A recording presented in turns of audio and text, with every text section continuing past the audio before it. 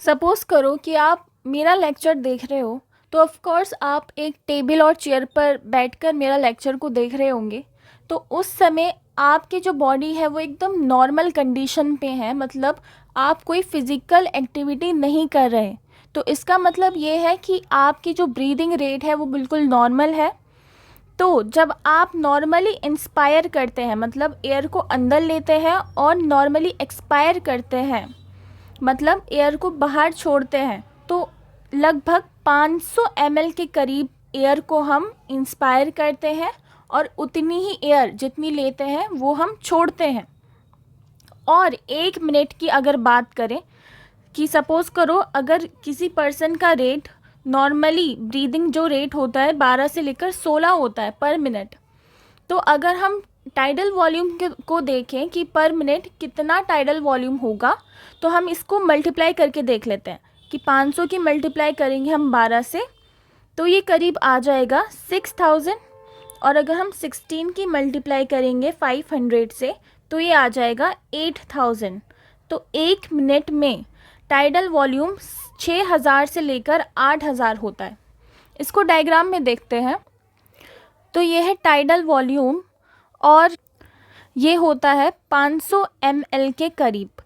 कि सपोज़ करो एक इंसान ने एयर को अपने अंदर लिया जो कि 500 ml के करीब एयर है, और फिर ठीक 500 ml उसने अब छोड़ दी है। ठीक है, एक बार फिर से देखो कि एक इंसान ने इंस्पिरेशन किया और फिर एक्सपायरेशन किया, तो ये हो गया टाइडल वॉल्यूम। अब अगला है एक्सपायरेटरी रिजर्व वॉल्यूम।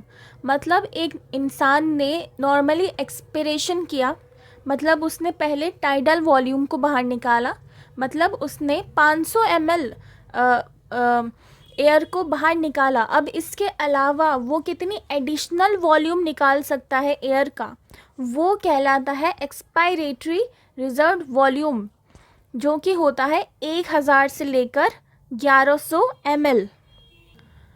अब इसके बाद नेक्स्ट है inspiratory reserve volume. Inspiratory reserve volume का मतलब होता है कि टाइडल वॉल्यूम लेने के बाद एक इंसान अपने अंदर फोर्सली कितनी एयर को अपने अंदर और ले सकता है। तो इसका जो एवरेज होता है वो 2500 से लेकर 3000 ml तक होता है।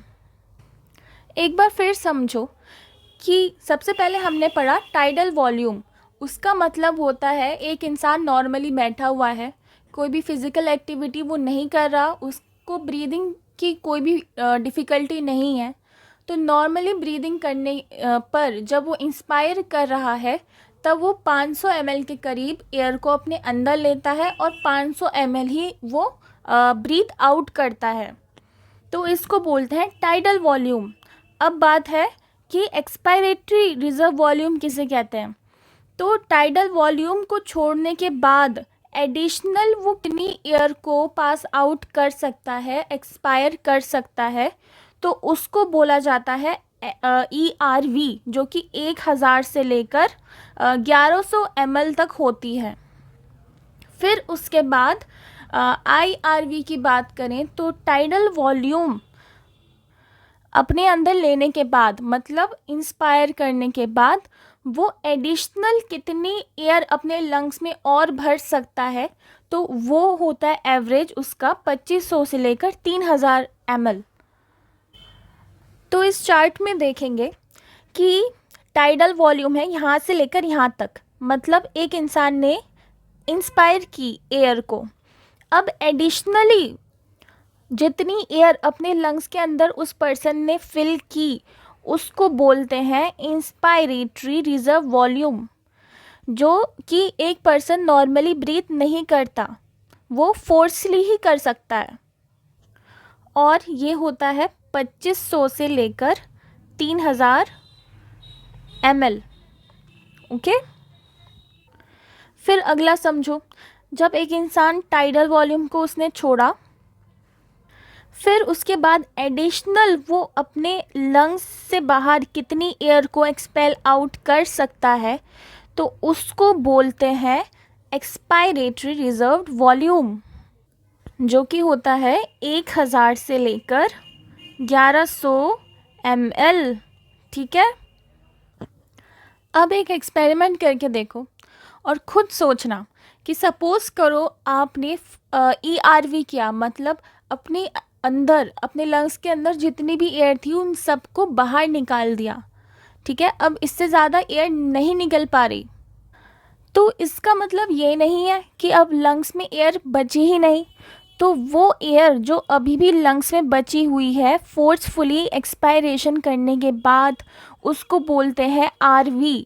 ठीक है, रेसिडुअल वॉल्यूम, जो कि होता है 1100 से लेकर 1200 ml। मतलब इतनी एयर अगर आप कितनी भी फोर्सली एक्सपायरेशन करने की कोशिश करेंगे तब भी ये वाली एयर बाहर नहीं निकलेगी। अब जितने भी रेस्पिरेटरी वॉल्यूम्स हमने पढ़े, इनकी मदद से जो डॉक्टर्स होते हैं वो बहुत सारी बीमारियों का डायग्नोस कर सकते हैं। तो एक इंस्ट्रूमेंट होता है जिसका नाम है स्पायरोमीटर। यह रहा स्पायरोमीटर, इसकी मदद से जो डॉक्टर्स हैं वो डायग्नोसिस करते हैं। इसको पेशेंट के मुंह में लगा दिया जाता है और उससे बोला जाता है कि आप ज़ोर से सांस लीजिए या फिर ज़ोर से सांस छोड़िए। ठीक है, ERV करिए, IRV करिए। तो इसके थ्रू डॉक्टर बहुत सारी चीज़ें पेशेंट के लंग्स के बारे में पता लगा सकता है। और ये कंप्यूटर स्क्रीन पर आ रहा है ग्राफ।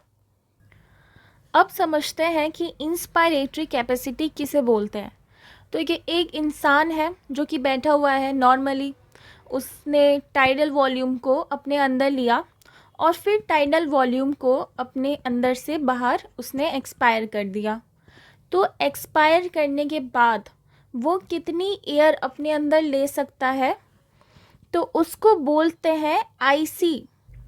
तो जब उसने टाइडल वॉल्यूम को एक्सपायर किया तो सबसे पहले तो वो टाइडल वॉल्यूम अपने अंदर लेगा और फिर इसके अलावा वो कितनी एयर अपने अंदर ले सकता है, तो वो IRV को अपने अंदर ले सकता है फोर्सली। ठीक है, तो टाइडल वॉल्यूम तो हमने देखा 500 ml होता है और इसके अलावा जो IRV होता है वो 2500 से लेकर 3000 तक होता है। तो ये हो गया 3000 से लेकर 5500 तक। ये होती है इंस्पायरेटरी कैपेसिटी। अब एक्सपायरेटरी कैपेसिटी को देख लेते हैं। तो एक्सपायरेटरी कैपेसिटी में क्या होता है कि एक इंसान ने नॉर्मली सांस को अंदर लिया, अब नॉर्मली सांस लेने के बाद वो कितनी सांस को अब छोड़ सकता है। तो एक बार टाइडल वॉल्यूम को अंदर लेने के बाद तो सबसे पहले तो वो टाइडल वॉल्यूम को छोड़ेगा जो कि होता है 500 ml के करीब। फिर इसके बाद वो एक्सपायरेटरी रिजर्व्ड वॉल्यूम को छोड़ेगा जो कि होता है अराउंड 1000 से लेकर 1100 तक। तो इसको प्लस करके आ जाएगा 1500 से लेकर 1600 तक होता है एक्सपायरेटरी कैपेसिटी ऑफ लंग्स। तो हम एक बार फिर से इस चार्ट में देखते हैं। तो हम बात कर रहे हैं इंस्पायरेटरी कैपेसिटी की। ये देखो यहाँ पर चल रहा है नॉर्मल ब्रीदिंग, जैसे कि यहाँ पे इंस्पायरेशन हुआ, फिर एक्सपायरेशन हुआ, इंस्पायरेशन एक्सपायरेशन, इंस्पायरेशन एक्सपायरेशन, फिर यही प्रोसेस हुआ। ठीक है, अब एक इंसान ने यहाँ पर एक्सपायरेशन किया इधर, फिर एक्सपायरेशन करने के बाद वो इंसान पहले तो टाइडल वॉल्यूम को अपने अंदर लेगा। ठीक है, पहले उसने अपने अंदर लिया टाइडल वॉल्यूम, फिर उसके बाद वो एडिशनल कितनी एयर अपने अंदर ले सकता है, तो वो कैपेसिटी होती है इंस्पायरेटरी कैपेसिटी। तो ये हो गया IRV, इसने IRV को भी अपने अंदर ले लिया। मतलब इंस्पायरेटरी कैपेसिटी में आ जाएगा TV प्लस IRV। एक बार मैं सही से लिख देती हूँ, एक तो मेरी राइटिंग बहुत गंदी है। तो TV प्लस IRV आ जाएगा इंस्पायरेटरी कैपेसिटी में। अब देख लेते हैं कि अब देखते हैं कि मतलब इंस्पायरेटरी कैपेसिटी तो हमने देख लिया, अब देखते हैं कि एक्सपायरेटरी कैपेसिटी किसे कहते हैं। तो एक इंसान ने नॉर्मल सांस ली अपने अंदर, अब नॉर्मल सांस लेने के बाद जब उसने टाइडल वॉल्यूम को अपने अंदर लिया तो वो अपने अंदर से कितनी एयर को अब और बाहर निकाल सकता है। तो सबसे पहले तो वो टाइडल वॉल्यूम को अपने अंदर से बाहर निकालेगा, तो ये रहा टाइडल वॉल्यूम। फिर इसके बाद वो एक्सपायरेटरी रिजर्व वॉल्यूम को अपने अंदर से बाहर निकाल देगा।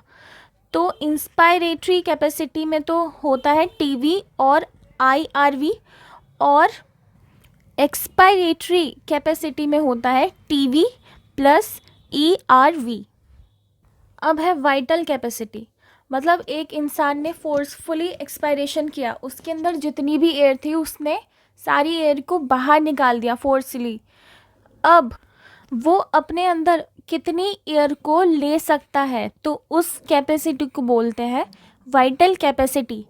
तो सबसे पहले जो उसने छोड़ा था forcefully ERV expiratory reserve volume, सबसे पहले तो वो अपने अंदर लेगा, फिर उसके बाद टाइडल वॉल्यूम को अपने अंदर लेगा, फिर एडिशनली वो अपने अंदर कितनी एयर को ले सकता है तो उसको बोलते हैं आईआरवी, तो वो भी अपने अंदर ले लेगा। तो इन तीनों कैपेसिटीज़ को मिलाकर बोलते हैं वाइटल कैपेसिटी। तो वाइटल कैपेसिटी क्या हुई, ERV plus TV plus IRV, इन तीनों को बोलते हैं मिलाकर वाइटल कैपेसिटी। अब बात करते हैं टोटल लंग कैपेसिटी की। तो फोर्सफुली इंस्पायरेशन करने के बाद, मतलब जब वो इंसान ज़ोर से सांस लेगा तो उसके लंग्स में कितनी एयर प्रेजेंट होगी, उस एयर को बोलते हैं टोटल लंग कैपेसिटी। तो सबसे पहले वो टीवी को अपने अंदर लेगा, ठीक है, फिर क्योंकि वो फोर्सफुली ले रहा है इसलिए वो इंस्पायरेटरी रिजर्व वॉल्यूम को भी अपने अंदर लेगा। जो रेसिडुअल वॉल्यूम है मतलब आरवी, वो तो हमेशा ही लंग्स के अंदर प्रेजेंट रहती ही है, और ईआरवी क्योंकि ये भी लंग्स के अंदर रहती है अगर एक पर्सन फोर्सफुली एक्सपायरेशन नहीं कर रहा है तो टोटल लंग कैपेसिटी में आता है RV, ERV, TV and IRV.